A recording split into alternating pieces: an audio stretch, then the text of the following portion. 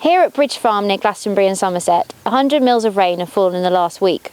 I'm here with dairy farmer David Cotton to find out how the extreme weather this year has affected business. Well, it's been a strange old year, hasn't it? I mean, we started with that lovely dry March, so we thought, right, get turned out early, and then after that it seems to have rained and rained and rained again. I think our cows spent more time indoors this summer than they did out, which, you know, meant that we've used a lot of our sort of spare stocks of silage that we had, and trying to do grassland management was just out the window.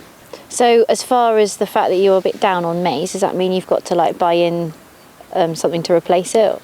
Well, that's that's my dilemma I'm going through at the moment, because it still seems a long way till Christmas, and yet do I buy in some moist feeds to boost my cow milk production, or do I just sort of add a bit more hay and things like that to bulk it up that way? I'm sort of torn between the two. The trouble is, if you've got to start getting the checkbook out, it all seems to be going in the wrong direction. Yeah.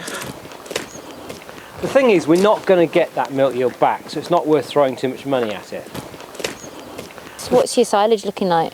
Well, it looks and smells fantastic. You know, we managed to cut it mid-May, so it's good quality silage. It's got a good amount of fibre in it as well, but we're just not getting the performance out of it. And I think that's an issue across the country. If you have got what you think is a good silage, it's still not milking well. Yeah. And you could say the same of beef too, of course, that they're not getting the growth rates on it. So that's the dilemma. And with the maize too, if you have got a decent starchy maize silage, you're still just not getting the milk. Yeah. And you know, you talk to consultants and they all say the same. You know, most herds are down 2 or 3 litres, if not more. So, you know, that does spell out for the winter that liquid milk is just not available. And that's a big issue.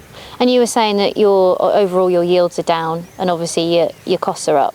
How is that going to affect kind of the bottom line? Well, it's interesting. I mean, I did the costings for October, where they've been in for a whole month, and you look at the margin, and I reckon it's knocked 6p off our margin. Well, that's basically all the profit that was left in that month's milk. So, you know, if we've got that now for the rest of the winter, we're just not going to see a margin. One of the problems is the milk prices just got above last year's prices, but of course we're actually all producing less milk, so our cash flow is way down, and that marginal litre, those 2 litres that we're not getting, or 4 litres we're not getting, that's the difference between the profit and the loss, really. So that's the big issue for this winter, is that people aren't making a profit out of it. So it's going to be a tough winter. There's no doubt that Mother Nature has caused a headache for all livestock producers this year. Let's just hope that 2013 will bring a more predictable season. This is Ali Balsam reporting for Farmers Weekly from Glastonbury in Somerset.